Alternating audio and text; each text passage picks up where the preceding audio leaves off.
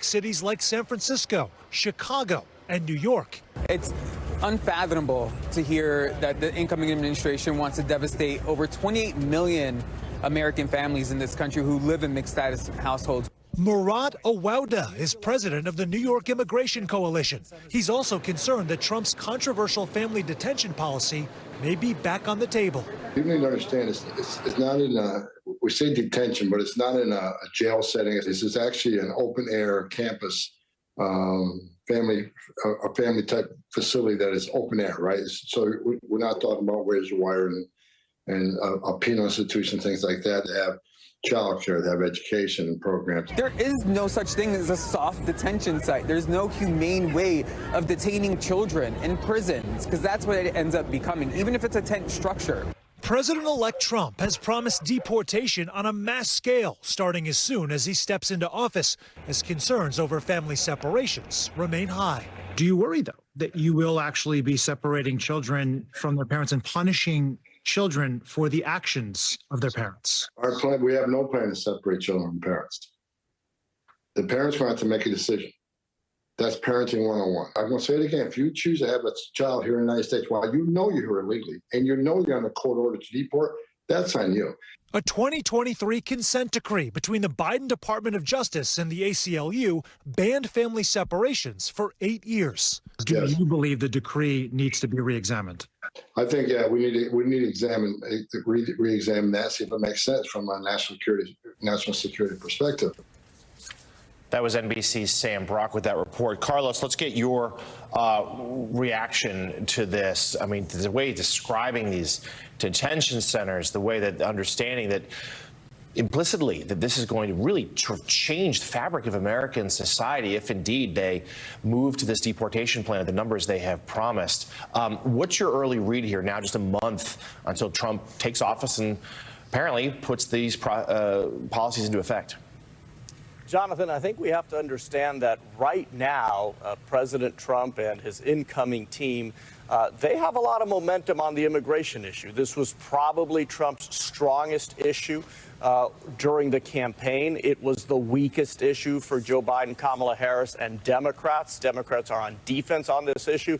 They moved just months ago to supporting one of the most conservative immigration measures in Congress in recent years. So the narrative here has changed. The public's position has changed. I would tell you that 5-10 years ago, there was a greater tolerance, acceptance of illegal immigration in the country. Right now, even in large cities, despite what you hear from immigration activists, a lot of the public wants to see this issue dealt with. So I think the incoming administration, the incoming president and his team will have a lot of latitude, a lot of leeway. Of course, can they overstep? Can they overreach? Can they come across as cruel the way Trump did during the first administration with a child separation policy? Yes, and at that time, things might change. But for now, I think we have to understand that the American people, broadly speaking, want to see some strong action on immigration. Yeah, it's certainly true that the country has moved to the right. People didn't love it when they saw families being separated during the first Trump administration. It's going to be interesting to see whether there is more tolerance for that, should it happen, even with a country that's become more draconian on illegal immigrants. Meanwhile, Politico has a new report that California farmers who voted for Donald Trump are now worried that he could deport half of their workers. Quote, California farmers could soon enjoy bumper crops thanks to President-elect Donald Trump's pledge to lift water restrictions. But who's going to pick them if he follows through on his deportation threats? At the same time, the Wall Street Journal is out with a new report about the U.S. car industry having a big case of anxiety about the president-elect's proposed 25% tariff on imports from both Mexico and Canada. The Journal points out, quote, finding an affordable car in the U.S. has already become a challenge for many budget-constrained Americans. New import tariffs on Mexican-built vehicles threaten to make the problem worse. There is also a new report in the Washington Post on a growing number of low-income Americans who also voted for Donald Trump, who now say they are hoping he won't slash the government benefits on which they depend. Many are concerned about the president keeping their benefits intact after several of his cabinet picks and Republican lawmakers have called on Trump to reduce federal spending. That includes Elon Musk and Vivek Ramaswamy, who are leading the new Department of Government Efficiency that we spoke about earlier. The Washington Post points out that the two have said they want to cut $2 trillion from the government's annual budget. Some experts say the only way that can actually be accomplished is by slashing entitlement programs. So, Rev, I mean, there was a lot of discussion of this during the campaign, how much people might vote for Donald Trump and then realize that some of his policies may not actually benefit them in the way they thought they would. I think there was so much conversation during the campaign about the kinds of things that Donald Trump was proposing, whether it was deportations that affect farmers, tariffs that affect people who are buying cars, that it's hard to say to voters, this should come as a surprise to you, isn't it? It should not come to voters as a surprise. But I think when the rubber meets the road, now that we're actually talking about mass deportations or detention centers that are going to have to be paid for, extra personnel that is going to have to be paid, states that are going to tie this up in court, and then you go from there to tariffs and the impact of that. People are starting to say, wait a minute, like you say, the people in California, well, who is going to deal with the whole system of how I do my business on the farms? Or how are we going to handle these things on a practical matter? So when the emotions come out of the campaign and the reality sets in, I think that it will be predictable that the Trump administration, incoming administration, will overstep the bounds of where people thought it wouldn't impact them. And then when you get down to entitlement programs may have to be talked about to pay for some of this, you can have an outright rebellion, which leads to politically the midterm elections being a disaster for him when they're just at a razor-thin margin now of being ahead in the House and even a small degree in the Senate. So let's now bring into the conversation award-winning journalist and author Michele Norris. She is an MSNBC senior contributing editor. Good morning, Michele.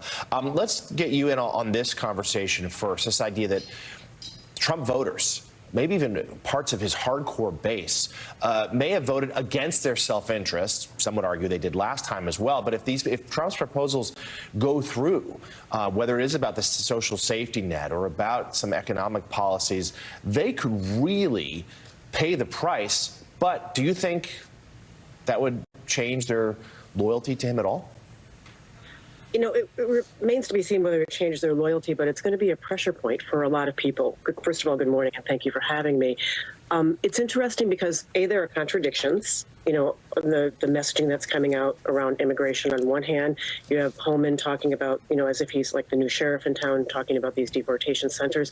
On the other hand, over the same period of time, you have Vivek Ramaswamy and Elon Musk talking about increasing H-1B visas. So, you know, very different approaches to immigration there. But when you talk about the pain points, it's not just the voters who will feel, you know, maybe that they were duped in some way, but there are a lot of people who voted for this who thought maybe they would get an exception, including the farmers, including business people who run meat packing plants.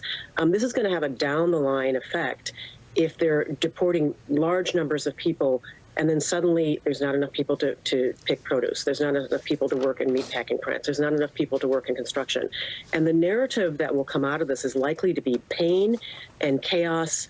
And it might not change voters' loyalty to him in the short run, but I think Rev is right that it's going to create real problems for the Democratic Party in trying to attract those voters again for the midterm elections. And that's going to be a pain point for the Republicans themselves. So thinking about these voting coalitions, a new piece in the New York Times argues that Trump's reelection defines a new era of American politics.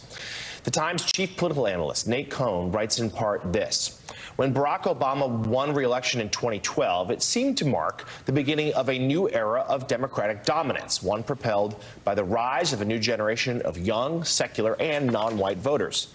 With hindsight, the 2012 election looks more like the end of an era, the final triumph of the social movements of the 1960s over the once dominant Reagan Republicans.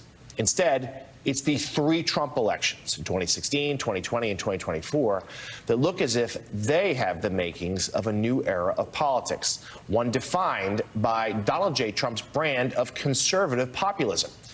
Whether you call it a realignment or not, American politics hasn't been the same since Mr. Trump won his party's nomination. Until Mr. Trump, there was a lot about American politics that you could take for granted. The meaning of the two parties seemed clear. That all changed when Mr. Trump came down the escalator. On some issues, it can even seem as if the parties have switched places. After 3 Trump elections, the partisan gap between white and non-white voters is now smaller than at any time since the enactment of the 1964 Civil Rights Act. The partisan generation gap has fallen by 2/3.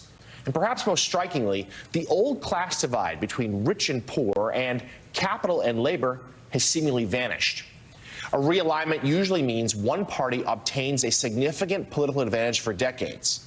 By this measure, the Trump elections plainly fall short. Nonetheless, the Trump elections have 2 features of a realignment. They changed the basic political conflict between the 2 parties, and they led to corresponding changes in the 2 coalitions. Whether you call it a realignment or not, it's a new era of politics. And Rev, let's get your take on this. I thought it was a very thoughtful analysis in the last couple of days from the Times. This idea that the parties don't necessarily fit in the same boxes, the nice, easy packages that they used to. That Trump really has changed things, but in many ways, the divides between the 2 parties, the divides have shrunk in some areas, but really grown in others. I think it is clearly a realignment. The question is where the lines will end up settling. And I think it's too early to tell. Clearly, the election of Donald Trump has reset the board. But so when Biden had stopped the reelection of him 4 years ago, it reset the board. And I think that some of the leadership on both sides are going to define in the coming months and maybe year into the midterms where this will really cement itself. If Hakeem Jeffries becomes Speaker, and what does that mean and where does that bring the House? And who's the person that becomes the standard bearer post-Trump? So is Trump a moment or a movement? And we'll have to see, because people said that when he won in 16 and he ended up being defeated in 20. So whereas I see a realignment, I don't know how permanent it is and how much legs it has. And Michelle, I think it is important, and I'd like your perspective in not trying to act like what we're seeing is historic until it survives a cycle or 2, because a lot of this may have been generated by the personality of Donald Trump and not the politics of Trump, where we've always had the backlash conservative movement. He personified that. I don't know if you have that kind of star in the making to continue that. Well, you raise an interesting point. Is this really about Donald Trump, or is this about the movement that he represents? And in that very smart analysis piece, it was interesting, Jonathan, as you were reading that, I kept wanting to insert the word federal or national in front of the word politics, because there is definitely a realignment at the national level in politics. But if you look at in this last election cycle, the way that so many voters approached the ballot almost in an a la carte basis. So they supported Donald Trump, but they also, in many cases, supported ballot measures that are completely antithetical to the things that Donald Trump represents.